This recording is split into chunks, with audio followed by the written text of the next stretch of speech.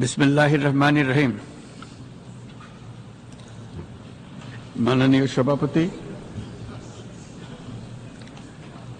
জাতিসংঘের সাধারণ পরিষদের সভাপতি নির্বাচিত হওয়ায় প্রথমেই আপনাকে আন্তরিক অভিনন্দন জানাচ্ছি। আমি আশ্বস্ত করছি যে আপনার এই দায়িত্ব পালনকালে বাংলাদেশ প্রতিনিধি দল আপনাকে পূর্ণাঙ্গ সহযোগিতা প্রদান করবে। জাতিসংঘের ম্যান্ডেটকে সমুন্নত রেখে বৈশ্বিক সংকট সমূহ নিরসনে মহাসচিব অ্যান্টোনিও গুতেরেসের দৃঢ় প্রতিজ্ঞ সাফল্যমণ্ডিত নেতৃত্বের জন্য তাকেও জানাই আন্তরিক সাধুবাদ। সামিট অব দ্য ফিউচার আয়োজনে আমি মহাসচিবের দূরদর্শী ভূমিকার বিশেষ প্রশংসা করছি। সম্মেলনে যে pact for the future and declaration on future generations সর্বসম্মতভাবে গৃহীত হয়েছে, তা এজেন্ডা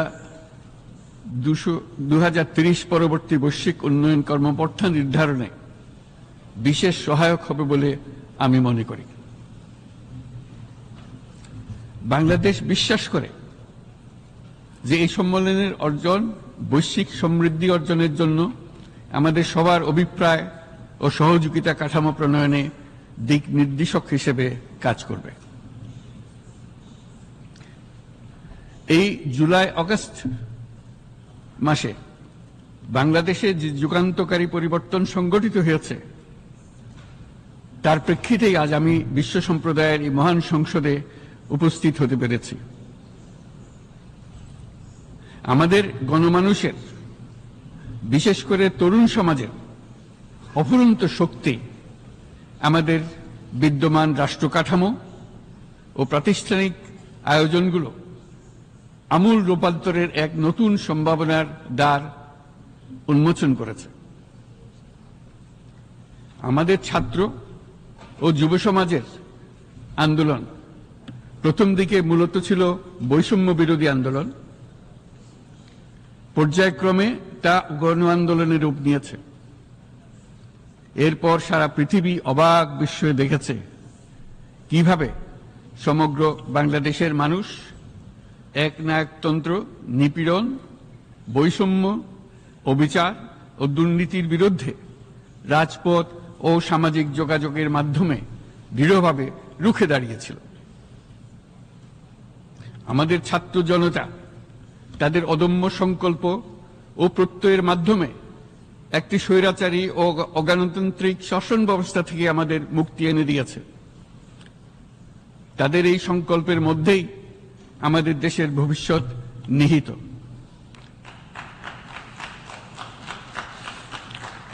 যা এই দেশকে বিশ্ব সম্প্রদায়ের মাঝে একটি দায়িত্বশীল জাতির মর্যাদায় উন্নত করবে বলে আমি বিশ্বাস করি। এই গণ আন্দোলন রাজনৈতিক অধিকার ও উন্নয়নের সুবিধা বঞ্চিত বাংলাদেশের আপামর জনসাধারণকে ঐক্যবদ্ধ করেছে। বাংলাদেশের মানুষ উন্নয়ন কর্মকাণ্ডকে অন্তর্ভুক্তিমূলক অংশীদারিত্ব রূপে দেখতে চেয়েছিল।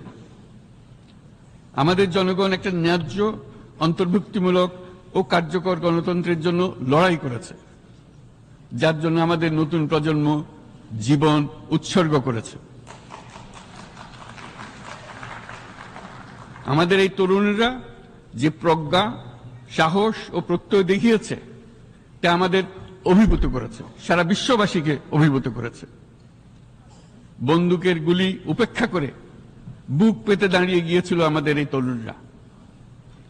অবৈধ রাষ্ট্র ক্ষমতার বিরুদ্ধে প্রবলভাবে সোচ্চার হয়েছিল আমাদের তরুণ তরুণীরা। স্কুল পড়ুয়া কিশোর কিশোরীরা তারা নিঃসঙ্গ চিত্তে উৎসর্গ করেছিল তাদের জীবন। শত শত মানুষ চিরতরে হারিয়েছে তাদের দৃষ্টিশক্তি। আমাদের মায়েরা, দিনমজুরেরা ও শহরের অগণিত মানুষ তাদের সন্তানদের কাঁধে কাঁধ মিলিয়ে নেমেছিল রাজপথে। তপ্ত রোদ, বৃষ্টি মৃত্যু ভয়কে তোয়াক্কা না করে তারা সত্য ও ন্যায়সঙ্গত আকাঙ্ক্ষার বিরুদ্ধে দীর্ঘকালব্যাপী রাষ্ট্রযন্ত্রকে পরিচালনা করার অশুভ ষড়যন্ত্রকে পরাভূত করেছিল। জনগণের এই আন্দোলনে আমাদের জানা মতে প্রায় 800-এরও বেশি জীবন আমরা হারিয়েছি স্বৈরাচারী শক্তির হাতে। উদারনীতি, বহুত্ববাদ ও ধর্মনিরপেক্ষতার উপর মানুষের গভীর বিশ্বাস থেকেই বাংলাদেশ রাষ্ট্রের অভ্যুদয় হয়েছিল। 1971 সালে যে মূল্যবোধকে বুকে ধারণ করে আমাদের গণমানুষ যুদ্ধ করেছিল, সেই মূল্যবোধকে বহু বছর পরে আবার জেনারেশন জি, যে প্রজন্ম জি, নতুনভাবে আমাদেরকে দেখতে শিখিয়েছে। এরকমটি আমরা দেখেছিলাম 1952 সালের ভাষা আন্দোলনে, বাংলাকে মাতৃভাষা হিসেবে প্রতিষ্ঠার সময়। বাংলাদেশের এই অভ্যুত্থান আগামী দিনগুলোতে বিশ্বের বিভিন্ন প্রান্তে মানুষকে মুক্তি ও ন্যায় বিচারের পক্ষে দাঁড়াতে প্রেরণা যোগাবে। আমাদের মুক্তি ও গণতান্ত্রিক আকাঙ্ক্ষাকে বাস্তবে রূপ দিতে আমি তাই আজ বিশ্ব সম্প্রদায়কে আমাদের নতুন বাংলাদেশের সঙ্গে সম্পৃক্ত হওয়ার উদাত্ত আহ্বান জানাচ্ছি। মাননীয় সভাপতি, যে রাষ্ট্র কাঠামো দুঃসহ হয়ে গেছে তার পুনর্গঠনের জন্য আমাদের তরুণরা, দেশের আপামর জনসাধারণ একমত হয়ে আমার এবং আমার উপদেষ্টা পরিষদের উপর আস্থা রেখে সরকার পরিচালনার এক মহান দায়িত্ব আমাদের উপর ন্যস্ত করেছে।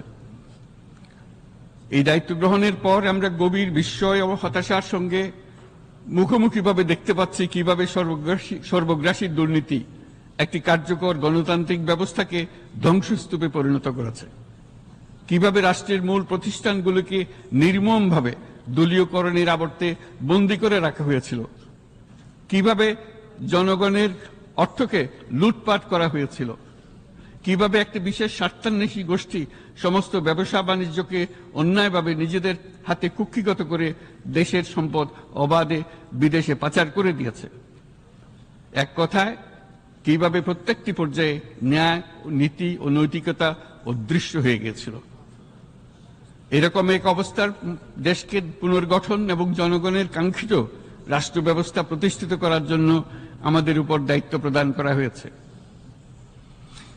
অতীতের ভুলগুলোকে সংশোধন করে একটা প্রতিযোগিতামূলক ও শক্তিশালী অর্থনীতি এবং ন্যায়ভিত্তিক সমাজ ব্যবস্থা গড়ে তোলায় এই মুহূর্তে আমাদের মূল লক্ষ্য। বর্তমান পরিবর্তিত পরিস্থিতিতে সকল রাজনৈতিক দল এখন স্বাধীনভাবে তাদের মতামত প্রকাশ করতে পারছে।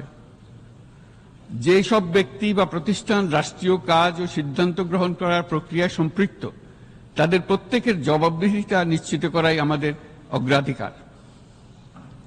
আমরা মানুষের মৌলিক অধিকারকে সমুন্নত ও সুরক্ষিত রাখতে দৃঢ়প্রতিজ্ঞ। আমাদের দেশের মানুষ মুক্তভাবে কথা বলবে, ভয়ভীতি ছাড়া সমাবেশ করবে, তাদের পছন্দের ব্যক্তিকে ভোট দিয়ে নির্বাচিত করবে, এটাই জাতির আকাঙ্ক্ষা এবং এটাই আমাদের লক্ষ্য। বিচার বিভাগের স্বাধীনতা সংরক্ষণ ও সাইবার ডোমেইন সহ গণমাধ্যমের স্বাধীনতা সুসংহতকরণে আমরা প্রতিজ্ঞাবদ্ধ। আমাদের একজন কৃষক বা একজন শ্রমিকের সন্তানও যেন সমাজের সর্বোচ্চ শিখরে পৌঁছতে পারে, সেই লক্ষ্যে বিশালকার অবকাঠামো নির্মাণের বদলে স্বাস্থ্য ও শিক্ষা খাতে বরাদ্দ বৃদ্ধির আমরা গুরুত্ব আরোপ করছি।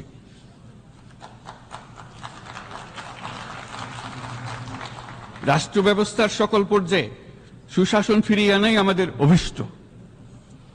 বাংলাদেশে যেসব আন্তর্জাতিক, আঞ্চলিক এবং দ্বিপাক্ষিক চুক্তির পক্ষভুক্ত, সেগুলো প্রতিপালনে আমাদের সরকার বদ্ধপরিকর।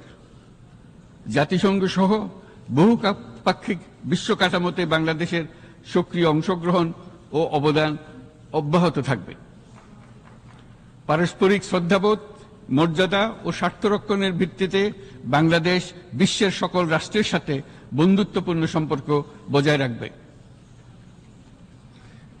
মাননীয় সভাপতি, গত 7 সপ্তাহের মধ্যে আমাদের সরকার বিভিন্ন গুরুত্বপূর্ণ পদক্ষেপ গ্রহণ করেছে। আমাদের অনুরোধে সাড়া দিয়ে জাতিসংঘের মানবাধিকার বিষয়ক হাই কমিশনার বাংলাদেশের গণ আন্দোলনকালে সংগঠিত মানবাধিকার লঙ্ঘনের বিষয়ে বিস্তৃত অনুসন্ধান এবং এইসব বিষয়ে ঘটনার পুনরাবৃত্তি রোধে পরামর্শ প্রদানের জন্য একটা ফ্যাক্ট ফাইন্ডিং কমিশন গঠন এবং তার কাজ শুরু করার জন্য দ্রুত বাংলাদেশে পাঠিয়ে দিয়েছে। আমি তাকে বাংলাদেশের পক্ষ থেকে অশেষ ধন্যবাদ জানাচ্ছি। দায়িত্বভার গ্রহণের 2 সপ্তাহের মধ্যে আমরা গুম প্রতিরোধে যে আন্তর্জাতিক কনভেনশন রয়েছে তাতে যোগদান করেছি।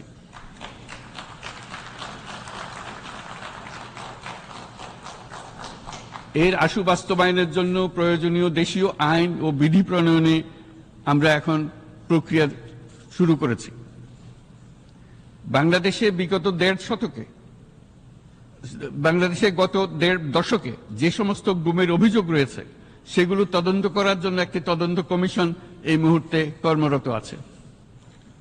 মানুষের আস্থা আত্মবিশ্বাস ফিরিয়ে আনতে এবং নির্মম অতীত যেন আর ফিরে না আসে কোনোদিন, সেই জন্য আমরা কিছু সুনির্দিষ্ট খাতে সংস্কারকে অগ্রাধিকার দিয়েছি। সেই লক্ষ্যে আমরা বিদ্যমান নির্বাচন ব্যবস্থা, সংবিধান, বিচার ব্যবস্থা, জনপ্রশাসন, আইন শৃঙ্খলা ব্যবস্থা সংস্কারের জন্য স্বাধীন কমিশন গঠন করেছি। সংবাদপত্র ও গণমাধ্যমের সংস্কারের জন্যও পৃথক কমিশন সহ আরো কয়েকটি বিশেষ বিষয়ে কমিশন গঠন প্রক্রিয়াধীন রয়েছে। ব্যবসা বাণিজ্যে অনুকূল পরিবেশ সৃষ্টির লক্ষ্যে আমরা ব্যাংক ও আর্থিক খাতের ব্যাপক সংস্কারের উদ্যোগ গ্রহণ করেছি। কোনো বিদেশি ব্যবসা বা বিনিয়োগ যেন ক্ষতিগ্রস্ত না হয় তা নিশ্চিত করতে আমরা বদ্ধপরিকর। এসব সংস্কার যেন টেকসই হয়, দীর্ঘমেয়াদে নিশ্চিত করতে এবং অবাধ ও নিরপেক্ষ অংশগ্রহণমূলক নির্বাচনের জন্য উপযোগী পরিবেশ সৃষ্টি করতে আমরা কাজ করে যাচ্ছি। গণতন্ত্র, আইনের শাসন, সমতা, সমৃদ্ধি অর্জনের মাধ্যমে একটি ন্যায়ভিত্তিক সমাজ হিসেবে আত্মপ্রকাশের অভিপ্রায় বাস্তবায়নে আমি বাংলাদেশের প্রতি আন্তর্জাতিক সম্প্রদায়ের সমর্থন ও গভীরতর সম্পর্ক গঠন করার জন্য আহ্বান জানাচ্ছি।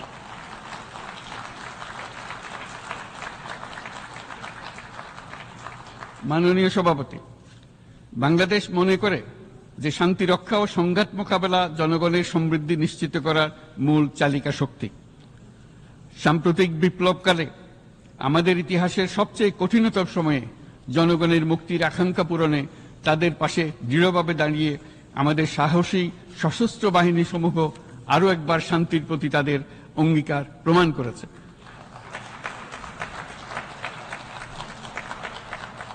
এটা সম্ভব হয়েছে শান্তি রক্ষায় আমাদের অঙ্গীকারের কেন্দ্রবিন্দুতে মানবাধিকারকে স্থান দেওয়ার ফলে। জাতিসংঘের পিস বিল্ডিং কমিশনের সূচনা লগ্ন থেকেই শান্তি রক্ষার মতো শান্তি বিনির্মাণেও বাংলাদেশ সমান অঙ্গীকার ব্যক্ত করে এসছে। আমাদের দিনগুলোতে আমরা জাতিসংঘের শান্তি রক্ষা কার্যক্রমে আমাদের মূল্যবোধ ভিত্তিক অবদানের ধারাবাহিকতা রক্ষা, সমুন্নত ও প্রসারিত করতে বদ্ধপরিকর। জাতিসংঘের শান্তি রক্ষা কার্যক্রমে অবদানকারী তৃতীয় বৃহত্তম রাষ্ট্র হিসেবে বাংলাদেশ এখন পর্যন্ত 43টি দেশে 63টি মিশনে শান্তিরক্ষী প্রেরণ করেছে।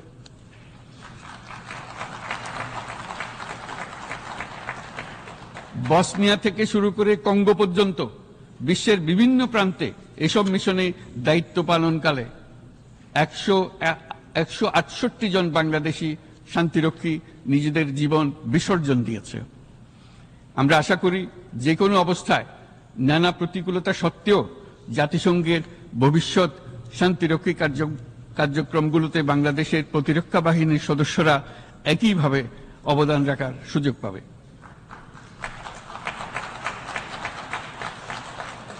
মাননীয় সভাপতি, আমাদের সকলের বাসস্থান এই পৃথিবী বৈশ্বিক অগ্রাধিকারগুলোকে সঠিকভাবে নির্ণয় করতে আগ্রহী। জলবায়ু পরিবর্তন আমাদের সকলের অস্তিত্বের প্রতি হুমকি স্বরূপ। এই গ্রীষ্মে সর্বকালের রেকর্ড ভঙ্গকারী তাপদাহ আমাদের জলবায়ুজনিত পরিবর্তনের কথা স্পষ্টভাবে স্মরণ করিয়ে দিয়েছে। আমাদের যা প্রয়োজন তা হলো জলবায়ু সম্পর্কিত ন্যায় বিচার, যাতে করে দায়িত্বজ্ঞানহীন সিদ্ধান্ত, উদাসীন আচরণ কিংবা এর মাধ্যমে সাধিত ক্ষতির বিষয়ে যারা সংশ্লিষ্ট তাদের দায়বদ্ধ করা যায়। জলবায়ু পরিবর্তনজনিত দীর্ঘমেয়াদী প্রভাবগুলো অপূরণীয় ক্ষতির কারণ হয়ে দাঁড়িয়েছে। আমরা জীব বৈচিত্র্য হারিয়ে ফেলছি, প্যাথোজেনের পরিবর্তনের ফলে নতুন রোগ বাড়ছে, কৃষিক্ষেত্রে চাপ বাড়ছে ক্রমাগতভাবে, পানি সম্পদ ঝুঁকিতে ফেলছে আমাদের বাসযোগ্যতাকে, সমুদ্র পৃষ্ঠের উচ্চতা বৃদ্ধি এবং লবণাক্ততা আমাদের ক্ষতি করছে প্রতিনিয়ত। ঘূর্ণিঝড়ের সংখ্যা ও মাত্রা বৃদ্ধির কারণে যেই ক্ষতি হচ্ছে তাকে উপেক্ষা করার সুযোগ নেই। ক্ষুদ্র কৃষক, প্রান্তিক পর্যায়ে জীবিকা অন্বেষণকারীরা জলবায়ু পরিবর্তনজনিত ঝুঁকির মুখোমুখি হচ্ছে সবচেয়ে বেশি। আমি আজ এই বিশ্ব সভায় যখন কথা বলছি তখন বাংলাদেশের পূর্বাঞ্চলে 50 লাখেরও অধিক মানুষ তাদের জীবদ্দশায় হওয়া সবচেয়ে ভয়াবহ বন্যা মোকাবেলা করে যাচ্ছে। মহাসচিব গুতেরেস আমাদেরকে দেখিয়েছেন যে বিদ্যমান পরিক্রমা অব্যাহত থাকলে বিশ্বের গড় তাপমাত্রা 2.7 ডিগ্রি সেলসিয়াস বৃদ্ধির দিকে অগ্রসর হতে থাকবে।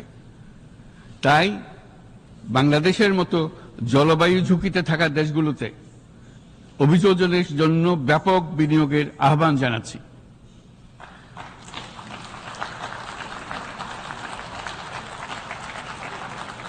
এছাড়াও উদ্ভাবনী শক্তির প্রয়োগ, অতিরিক্ত অর্থায়নের মাধ্যমে লস এন্ড ড্যামেজ ফান্ডকে কার্যকর করা আমাদের জন্য অত্যন্ত গুরুত্বপূর্ণ। একইভাবে আমাদের প্রয়োজন প্রযুক্তির সহজলভ্যতা, সক্ষমতা বৃদ্ধি।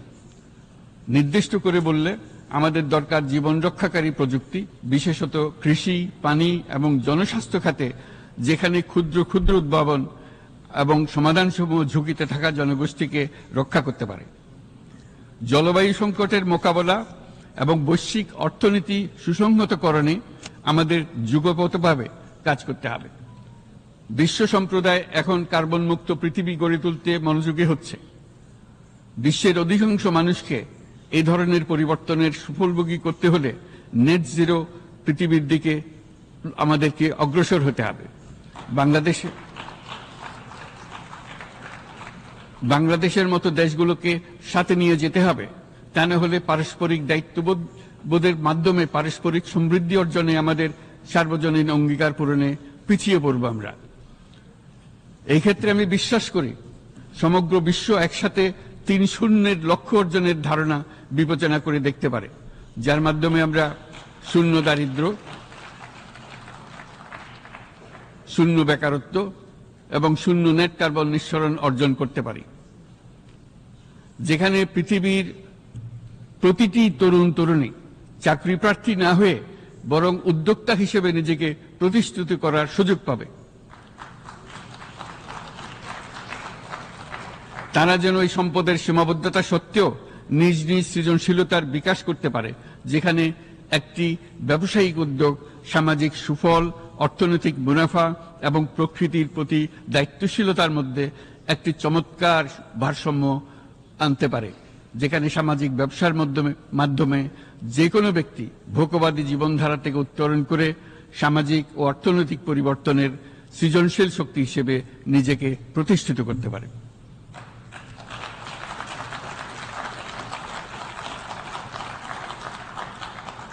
এই সময়ে তাই প্রয়োজন উন্নত উন্নয়নশীল সকল দেশসমূহ এবং বিভিন্ন অংশীদারদের মধ্যে নতুন দৃষ্টিভঙ্গি, নতুন মূল্যবোধ এবং নতুন একতা।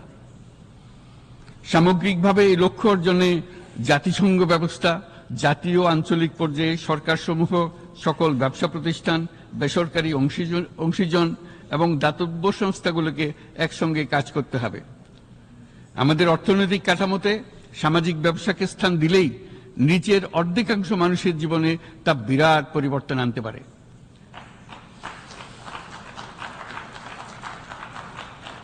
এই পদক্ষেপ একই সঙ্গে জলবায়ুর ধ্বংসাত্মক গতিকে সফলভাবে রোধ করতে পারে এবং বাজার ব্যবস্থার মাধ্যমেই এই মীমাংসা হতে পারে। এ বিষয়ে আমি মহাসচিব গুতেরেসের বিশেষ দৃষ্টি আকর্ষণ করছি। মাননীয় সভাপতি, বহুমুখী সংকটে জর্জরিত বর্তমান বিশ্বে যুদ্ধ এবং সংঘাতের ফলে ব্যাপক ভিত্তিতে মানুষের অধিকার খর্ব হচ্ছে। বিশ্ববাসীর উদ্বেগ এবং নিন্দা সত্ত্বেও গাজায় গণহত্যা থামছে না।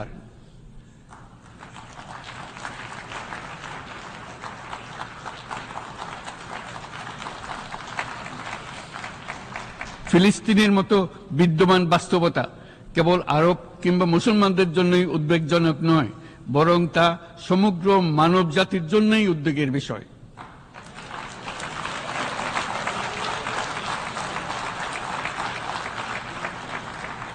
একজন মানুষ হিসেবে প্রত্যেক ফিলিস্তিনির জীবন অমূল্য।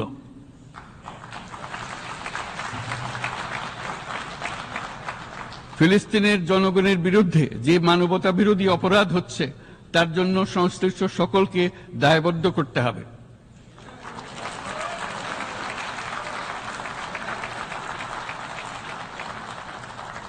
ফিলিস্তিনের জনগণের উপর চলমান নৃশংসতা, বিশেষত নারী এবং শিশুদের সাথে প্রতিনিয়ত যে নিষ্ঠুরতা বিশ্ব দেখাচ্ছে, তা থেকে নিস্তারের জন্য বাংলাদেশ অনতিবিলম্বে সম্পূর্ণ যুদ্ধবিরতির আহ্বান জানাচ্ছে।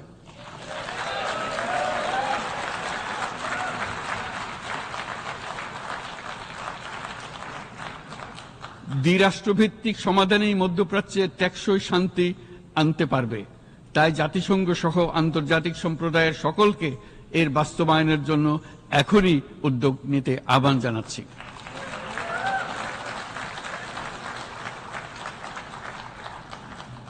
গত 2.5 বছর ধরে ইউক্রেনে চলমান যুদ্ধে বহু মানুষ প্রাণ হারিয়েছে।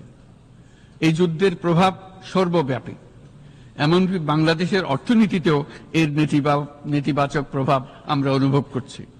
আমরা তাই উভয় পক্ষকে সংলাপে বসে বিরোধ নিরসনের মাধ্যমে যুদ্ধের অবসান ঘটানোর আহ্বান জানাচ্ছি।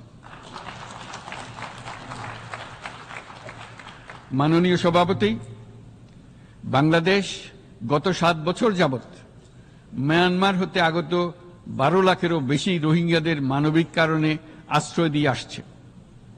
এর ফলে আমরা বিরাট সামাজিক, অর্থনৈতিক, পরিবেশগত ক্ষতির সম্মুখীন হচ্ছি। মিয়ানমারের অভ্যন্তরীণ সমস্যা থেকে সৃষ্ট এই সংকট বাংলাদেশ ও আমাদের অঞ্চলের জন্য প্রথাগত ও অপ্রথাগত উভয় ধরনের নিরাপত্তা ঝুঁকির কারণ হয়ে দাঁড়িয়েছে। মিয়ানমার থেকে বাংলাদেশে বলপূর্বক বাস্তুচ্যুত রোহিঙ্গাদের সহায়তা করতে আমরা অঙ্গীকারবদ্ধ। আমরা রোহিঙ্গাদের জন্য মানবিক সহায়তা কার্যক্রম চালু রাখা এবং তাদের টেকসই প্রত্যাবর্তন নিশ্চিত করার উদ্দেশ্যে আন্তর্জাতিক সম্প্রদায়ের পর্যাপ্ত সহায়তা অব্যাহত রাখার আহ্বান জানাচ্ছি। রোহিঙ্গাদের সাথে সংগঠিত হওয়া ব্যাপক ভিত্তিক মানবাধিকার লঙ্ঘনের জন্য আন্তর্জাতিক বিচার আদালত এবং আন্তর্জাতিক অপরাধ আদালতে চলমান বিচার প্রক্রিয়ার মাধ্যমে ন্যায় বিচার নিশ্চিত করাও সমানভাবে গুরুত্বপূর্ণ।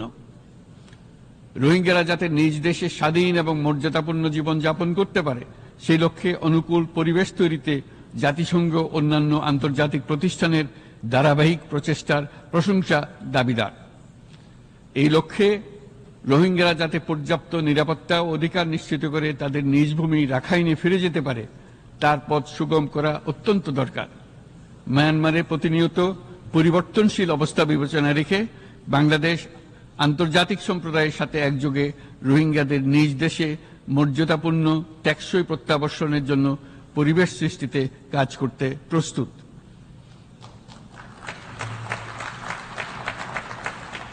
মাননীয় সভাপতি, রাজনৈতিক মুক্তি এবং সামাজিক অর্থনৈতিক জাগরণ ব্যতীত শান্তি ও নিরাপত্তা নিশ্চিতে সাফল্য অর্জন করা সম্ভব নয়। প্রায় 1 দশক পূর্বে বিশ্ব সম্প্রদায় সর্বসম্মতক্রমে এজেন্ডা 2030 প্রণয়ন করেছিল।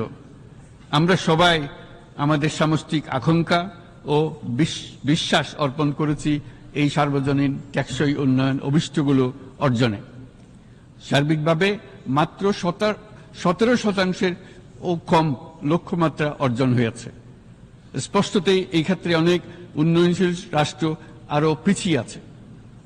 উন্নয়নশীল দেশগুলোকে এসডিজি অর্থায়নের বছরে প্রায় 2.5 থেকে 4 ট্রিলিয়ন মার্কিন ডলারের সমান ঘাটতি মোকাবেলা করতে হচ্ছে। উন্নয়নশীল বিশ্বের ঋণের বোঝা, ক্ষয়িষ্ণু আর্থিক সক্ষমতা এবং জলবায়ু পরিবর্তনের ক্ষতিকর প্রভাবের কারণে বাংলাদেশের মতো দেশগুলিতে বেশি ঝুঁকিতে রয়েছে। আমরা আশা করি উন্নয়নের জন্য অর্থায়ন সংক্রান্ত চতুর্থ আন্তর্জাতিক সম্মেলনে এই ধরনের জটিল এবং কাঠামোগত সমস্যাগুলোর দিকে নজর দেওয়া হবে। বহুপাক্ষিক আর্থিক প্রতিষ্ঠানগুলোকে এমন অভিন্ন লক্ষ্যে নিয়ে যাওয়ার কাজ করতে হবে যাতে সকল রাষ্ট্র সমানভাবে সম্পদ ও সুযোগের ব্যবহার করতে পারে। তারা নিজেদের কর্মসূচিতে সামাজিক ব্যবসাকে গুরুত্বপূর্ণ ভূমিকা দিতে পারে, যাতে নিম্ন আয়ের দেশগুলোর বাস্তবতাকে বিশেষভাবে মোকাবেলা করা যায়, যা ব্যবসায়ী উদ্যোগ এবং ব্যক্তির সৃজনশীলতাকে উদ্বুদ্ধ করে, যা বঞ্চিত জনগোষ্ঠীকে বিশালভাবে সহায়তা করে। এই ক্ষেত্রে অবৈধ অর্থের প্রবাহ এবং উন্নয়নশীল দেশগুলো থেকে সম্পদ পাচার বন্ধ করা অত্যন্ত আবশ্যক। উন্নয়নশীল দেশগুলো থেকে পাচার হয়ে যাওয়া সম্পদ ফেরত আনার জন্য আন্তর্জাতিক সহযোগিতা জোরদার করতে হবে। আমরা আশা করি কর ফাঁকি রোধে আন্তর্জাতিক কর কনভেনশন অতি শীঘ্রই গৃহীত হবে। মাননীয় সভাপতি, আমরা যে নিবিড়ভাবে সংযুক্ত বিশ্বে বসবাস করছি, সেখানে অভিবাসন এবং মানুষের অবাধ প্রবাহ এক অলঙ্ঘনীয় বাস্তবতা। বাংলাদেশি নাগরিকরা প্রতিনিয়ত বিভিন্ন দেশে অভিবাসী হিসেবে যাচ্ছেন। তারা বিভিন্ন দেশে তাদের কর্মসংস্থানের সন্ধানে আছেন। বিশ্বের বিভিন্ন প্রান্তে এই মুহূর্তে প্রায় 1.5 কোটি প্রবাসী বাংলাদেশি আছেন। সকলের জন্য অভিবাসনের উপযোগিতা নিশ্চিত করতে বিশ্ব সমাজকে নিরাপদ, সুশৃঙ্খল এবং নিয়মিত মর্যাদাপূর্ণ অভিবাসনের পথ সুগম করতে হবে। আন্তর্জাতিক সম্প্রদায়কে অভিবাসীদের মানবাধিকার এবং তাদের প্রতি মানবিক আচরণ নিশ্চিত করতে হবে। অভিবাসনের উপর 2018 সালে যে গ্লোবাল কম্প্যাক্ট অন মাইগ্রেশন গৃহীত হয়েছে, তার পূর্ণ বাস্তবায়নে বাংলাদেশ প্রতিশ্রুতিবদ্ধ এবং একই সাথে অনিরাপদ অভিবাসন রোধেও আমরা বদ্ধপরিকর। মাননীয় সভাপতি, প্রতি বছর প্রায় 25 লক্ষ তরুণ তরুণী বাংলাদেশের শ্রমবাজারে যুক্ত হচ্ছেন। বাংলাদেশের বিপুল জনশক্তির প্রায় 2/3 তরুণ। এই জনশক্তিকে বর্তমান ও আগামীর জন্য গড়ে তোলা বাংলাদেশের জন্য একটা বড় চ্যালেঞ্জ। ক্রমপরিবর্তনশীল কর্মজগতে একজন তরুণকে প্রতিনিয়ত নতুন দক্ষতা অর্জন করতে হয়। এই কর্মপরিবেশের সাথে মানিয়ে নেওয়া শিখতে হয়। এই জন্য বাংলাদেশ যখন মধ্যম আয়ের দেশ হিসেবে উন্নতি হচ্ছে, তখন আমরা শিক্ষা এবং প্রযুক্তিগত সহায়তা লাভের উপর বিশেষ জোর দিচ্ছি। এবার কৃত্রিম বুদ্ধিমত্তার বিষয়ে আসি।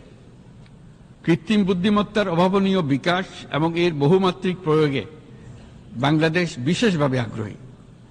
আমাদের তরুণ সমাজ জেনারেটিভ আর্টিফিশিয়াল ইন্টেলিজেন্সের সম্ভাবনা নিয়ে উচ্ছ্বসিত। একজন বিশ্ব নাগরিক হিসেবে তারাও চায় নতুন পৃথিবীতে নিয়োজিত হতে, কর্মক্ষম হিসেবে নিজেকে গড়ে তুলতে। বাংলাদেশের মতো বৃহৎ তরুণ জনগোষ্ঠীর দেশ যাতে কৃত্রিম বুদ্ধিমত্তার প্রয়োগজনিত অর্জিত সুফল থেকে পিছিয়ে না পড়ে, বিশ্ব সম্প্রদায়কে তা নিশ্চিত করতে হবে। একই সঙ্গে নিশ্চিত করতে হবে যেন কৃত্রিম বুদ্ধিমত্তার কারণে কর্মক্ষেত্রে মানুষের চাহিদা ক্রমাগতভাবে সংকুচিত হয়ে না যায়। এই প্রসঙ্গে আমি উল্লেখ করি যে আমরা ভিন্ন একটা ইন্টেলিজেন্স, অটোনোমাস ইন্টেলিজেন্স, অর্থাৎ যে কৃত্রিম বুদ্ধিমত্তা নিজেই নিজের কৃত্রিম বুদ্ধিমত্তাকে সম্প্রসারিত করতে পারে মানুষের কোনো হস্তক্ষেপ ছাড়াই, তার ব্যাপারে আমরা বৈজ্ঞানিকদের দৃষ্টি আকর্ষণ করতে চাই। তারা যেন এই ক্ষেত্রে অগ্রসর হওয়ার আগে মানুষের উপরে প্রভাব সম্বন্ধে নিশ্চিত হয়ে অগ্রসর হন। আমাদের ধারণা অটোনোমাস ইন্টেলিজেন্স মানুষের অস্তিত্বকে বিপন্ন করে তুলতে পারে, কাজে এই ব্যাপারে আমাদের সম্পূর্ণ সজাগ থাকতে হবে। মাননীয় সভাপতি, আমাদের আসলে দরকার নতুন ধরনের সহযোগিতা কাঠামো, যেখানে বৈশ্বিক ব্যবসা ও জ্ঞানের অধিকারী গোষ্ঠী মানুষের চাহিদাগুলোকে যথাযথভাবে অনুধাবন করবে। আন্তর্জাতিক সহযোগিতার মাধ্যমে উন্নয়নশীল দেশগুলোর জন্য এমন একটি রূপান্তরকারী ব্যবস্থা তৈরি করতে হবে যা কর্মসংস্থান, আর্থসামাজিক প্রতিকূলতা বা জীবিকার জন্য যুৎসয় সমাধান নিশ্চিত করবে। মাননীয় সভাপতি, আমাদের প্রচেষ্টা, সক্ষমতা এবং সম্পদ একত্রীকরণের মাধ্যমে সকলের সামর্থ্য, উদ্ভাবনী শক্তি এবং সমৃদ্ধিকে কাজে লাগাতে হবে। আর্থসামাজিক উন্নয়ন এবং জলবায়ু সহনশীলতা নিয়ে আমরা প্রতিনিয়ত যে প্রতিকূলতার সম্মুখীন হচ্ছি, সম্মিলিত উদ্যোগের মাধ্যমে তার মোকাবেলা করতে হবে। বৈশ্বিক দক্ষিণের দেশগুলোকে অনন্য অর্থনৈতিক এবং সামাজিক প্রেক্ষাপটে দক্ষিণ দক্ষিণ এবং ত্রিভুজীয় সহযোগিতা এই ক্ষেত্রে বিশেষভাবে সহায়ক হতে পারে বলে আমি মনে করি। বৈশ্বিক দক্ষিণের আওয়াজকে বিশ্বব্যাপী জোরালোভাবে তুলে ধরার জন্য প্রয়োজন সম্মিলিত উদ্যোগ। সেজন্য বৈশ্বিক এজেন্ডা প্রণয়ন ও বাস্তবায়ন নিশ্চিত করতে বৈশ্বিক দক্ষিণের দেশগুলোর মতামতকে যথাযথ গুরুত্বের সাথে বিবেচনা করতে হবে। জনাব সভাপতি, কোভিড অতিমারির অভিজ্ঞতায় আমরা দেখেছি জনস্বাস্থ্যে ব্যাপক বিনিয়োগ কতটা গুরুত্বপূর্ণ হতে পারে। বিশ্ব স্বাস্থ্য সংস্থায় বৈশ্বিক অতিমারি চুক্তির চলমান আলোচনায় বাংলাদেশ নেতৃত্ব প্রদান করে চলেছে। আমরা চাই কার্যকর আন্তর্জাতিক সহযোগিতা, জনস্বাস্থ্য ব্যবস্থায় অর্থায়ন, প্রযুক্তি হস্তান্তর, গবেষণা ও উন্নয়ন, ভ্যাকসিন থেরাপিউটিক্সের উৎপাদন, বহুমুখীকরণ এবং সকল ভ্যাকসিনকে মেধাস্বত্ব অধিকার মুক্ত ঘোষণা করার ব্যাপারে ঐক্যমত্য গঠন। অসংক্রামক রোগসমূহের বিরুদ্ধে লড়াইয়ে এই বিষয়গুলি অত্যন্ত গুরুত্বপূর্ণ। জনাব সভাপতি, এবছর আমরা জাতিসংঘের সাথে বাংলাদেশের অংশীদারিত্বের সুবর্ণ জয়ন্তী উদযাপন করছি। গত 50 বছর ছিল আমাদের জন্য একটা পারস্পরিক শিক্ষণীয় সম্মিলিত যাত্রা। সীমিত উপায়ে বাংলাদেশ বৈশ্বিক শান্তি ও নিরাপত্তা, ন্যায়, সমতা, মানবাধিকার প্রতিষ্ঠায় ধারাবাহিকভাবে অবদান রেখে আসছে। আমাদের সমন্বিত প্রয়াসের পেছনে আছে সত্যিকার অর্থে একটি নিয়মভিত্তিক বৈশ্বিক ব্যবস্থা গড়ে তোলা। এই প্রসঙ্গে উদাহরণ হিসেবে আমি স্মরণ করছি 1999 সালে জাতিসংঘ সাধারণ পরিষদে ক্ষুদ্র ঋণের উপর গৃহীত রেজুলেশনের কথা। সেই সময় জাতিসংঘ 2005 সালকে ইয়ার অফ মাইক্রোক্রেডিট ঘোষণা করেছিল, যার ফলে ক্ষুদ্র ঋণ বিশ্বব্যাপী সম্প্রসারিত হবার সুযোগ পেয়েছিল। একই সময়ে বাংলাদেশের উদ্যোগে গঠিত হয়েছিল ফ্রেন্ডস অব মাইক্রোক্রেডিট। 2001 সাল থেকে সাধারণ পরিষদে কালচার অফ পিস সংক্রান্ত বাৎসরিক যে রেজলিউশন গৃহীত হয়ে আসছে, বা নিরাপত্তা পরিষদে নারী, শান্তি ও নিরাপত্তা সংক্রান্ত যে 1325 নম্বর রেজলিউশন গৃহীত হয়েছিল, তা বাংলাদেশের বিশ্বজনীন উদ্যোগগুলোর প্রতিফলন এবং অবদান। মাননীয় সভাপতি, আজ এই মহান বিশ্বসভায় বিশ্ব নেতৃবৃন্দের উপস্থিতিতে প্রতিধ্বনিত হচ্ছে শান্তি, নিরাপত্তা, ন্যায় বিচার প্রতিষ্ঠা এবং সম্পদের সুষম বন্টনের মাধ্যমে সকলের অন্তর্ভুক্তি নিশ্চিত করার আহ্বান। সদস্য রাষ্ট্র হিসেবে আমাদের প্রত্যেককে আজ গভীরভাবে অনুধাবন করতে হবে কিভাবে আমরা নারী, পুরুষ সকলের জন্য ও আগামীর দিনগুলোতে উদ্যোক্তা হবার সমান সুযোগ সৃষ্টি এবং তাদের ক্ষমতায়ন নিশ্চিত করতে পারি। সকল বৈশ্বিক সমস্যার সমাধানের জন্য আমাদের সবার হাতে যথেষ্ট সক্ষমতা, সম্পদ এবং উপায় রয়েছে। আসুন আমরা জাতীয় বা আন্তর্জাতিক যেসব প্রতিশ্রুতি দিয়েছি তা বাস্তবায়ন করি এবং অর্থনৈতিক ক্ষেত্রে সামাজিক ব্যবসার ধারণা প্রতিষ্ঠিত করে সকল প্রকার বৈষম্য ও অসমতার অবসানে ঐক্যবদ্ধভাবে আমরা কাজ করি। বাংলাদেশের তরুণরা প্রমাণ করেছে যে মানুষের স্বাধীনতা, মর্যাদা ও অধিকার সমুন্নত রাখার অভিপ্রায় কোনো উচ্চাভিলাষ নয়, বরং এটা সকলের নিশ্চিত প্রাপ্য। আজ এই মহান সমাবেশে আপনাদের উপস্থিতিতে শান্তি, সমৃদ্ধি ও ন্যায় বিচার নিশ্চিত করতে আন্তর্জাতিক, আঞ্চলিক এবং জাতীয় পর্যায়ে বাংলাদেশে তার ভূমিকাকে ক্রমাগতভাবে জোরদার করার নিশ্চয়তা দিচ্ছে। আজ আপনাদের সবাইকে শুভেচ্ছা জানাচ্ছি, ধন্যবাদ জানাচ্ছি।